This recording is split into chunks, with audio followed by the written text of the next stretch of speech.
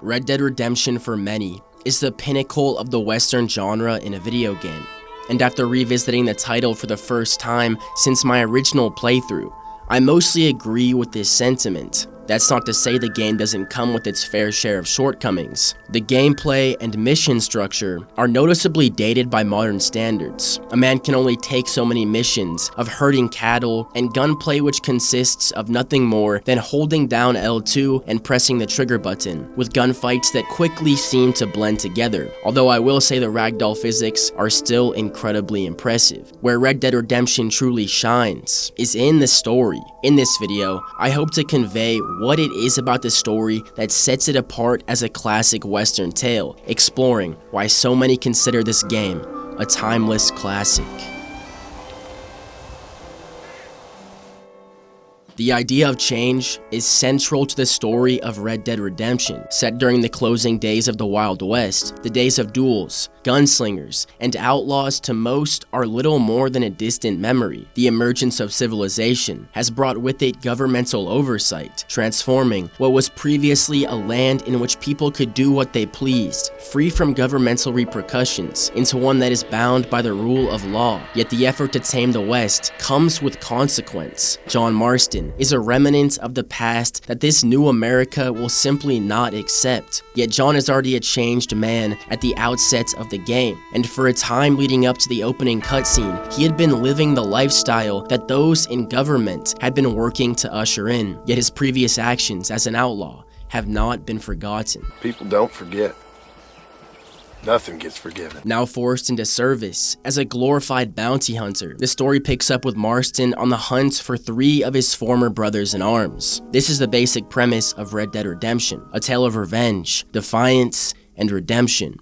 This story is in no way a romanticized retelling of the Wild West, using its satire to depict the harsh realities. Red Dead Redemption does its best to depict the reality of death, revenge, and hypocrisy of those in power, which were central to the era. John Marston is no hero. He is motivated purely through the desire to get back to his family. John is a mostly static character during the events of Red Dead Redemption, already having gone through his development during the prequel of Red Dead 2. He serves in most cases as a neutral party to the wild antics of the over-the-top caricatures that he interacts with. The way characters like Irish, Seth, and Nigel West Dickens play off John's straightforward nature can lead to some hilarious moments. Would you like to partake of a syringe of cocaine? I've quite enough for 2. While the narrative does drag in its opening hours, specifically with the aforementioned herding missions and the feeling as though your actions have little significance in building up to the end goal of a raid on Fort Mercer, it is when John enters Mexico that the game's themes become truly apparent. Upon entering Mexico, John is quickly intertwined in a civil war between a group of rebel fighters and the Mexican government. Here we meet Luisa, a rebel who portrays an idealized version of the rebellion and its leader Reyes. However, when we actually meet Reyes, this romanticized version of him quickly dissipates, and he turns out to be kind of a tool. Yes, let me tell you something. I strongly recommend her. You take her when you have the chance, my brother. She thinks she's your wife. My wife? These peasant girls, they believe every word a fellow says. So naive. It's really quite charming. During the climax of the Mexican story, Reyes is captured by the Mexican army, and it's Luisa who rushes in to help the man she views as a savior, only to be immediately gunned down. At the end of the battle, Reyes thanks John for his help in his people's fight for freedom, and John reminds him of the sacrifices of the people who laid down their lives, people like Luisa. Yet again, Reyes already forgot who Luisa even is. John's last word to Reyes foreshadow the fate of the Mexican people.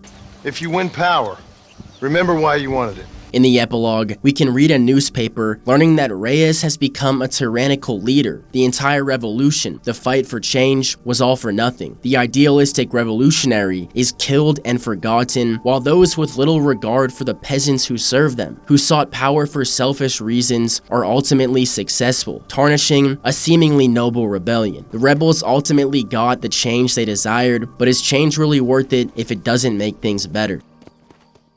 The third and strongest act of Red Dead Redemption is where we are introduced to Dutch van der Linde. While Dutch receives less than 10 minutes of overall screen time, he is perhaps the most interesting and memorable character of Red Dead Redemption. I feel Dutch is the only antagonist who has a feeling of cohesion between the two games, with Bill and Javier feeling almost like caricatures of their former selves. And this is on top of the fact that they each only get 2 minutes max of total screen time. By 1911, Dutch had devolved into little more than a delusional maniac, using his silver tongue to convince the local natives to take the fight against the local Blackwater populace. In the final confrontation between him and John Marston, it becomes clear that he is aware that all of his actions have changed nothing. The days of one man and his gun versus another are over. Dutch realizes that all he has done in pursuit of, in his eyes, a better, freer world were for nothing. Change is inevitable. Dutch has been clinging on to a dream that was never achievable. Yet even though Dutch understands that he cannot fight the nature of a changing world, he also cannot fight the nature of himself. Before Dutch jumps, he says to John, "Our time has passed," signifying that he has accepted the days of the Wild West are over and civilization has come to take its place, also foreshadowing the unfortunate end. We can't always fight nature, John. We can't fight change.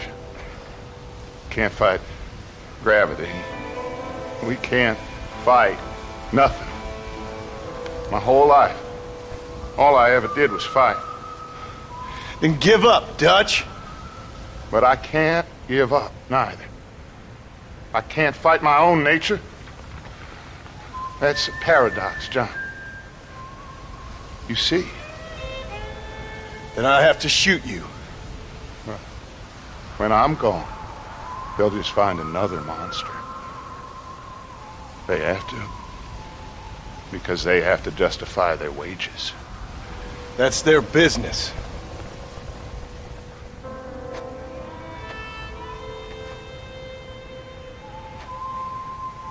Our time has passed, John.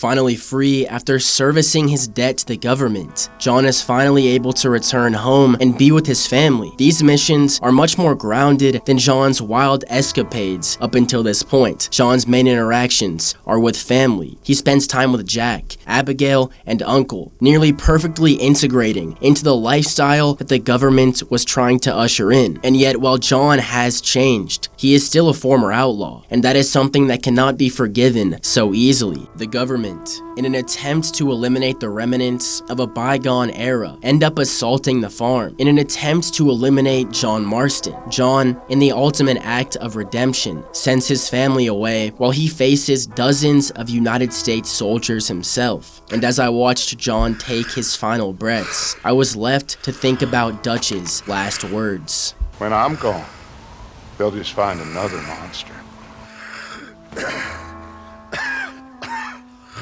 Now, I'm not going to get into the epilogue, even though I know it does have narrative significance, mainly because I didn't actually play it, and this is for a couple of reasons. Firstly, I'm just burned out on this game. By the end of my playthrough, the story was the only thing keeping me going. The gameplay got extremely stale and repetitive. Another big thing is, I just don't like Jack that much, and a lot of this has to do with the delivery of his voice lines.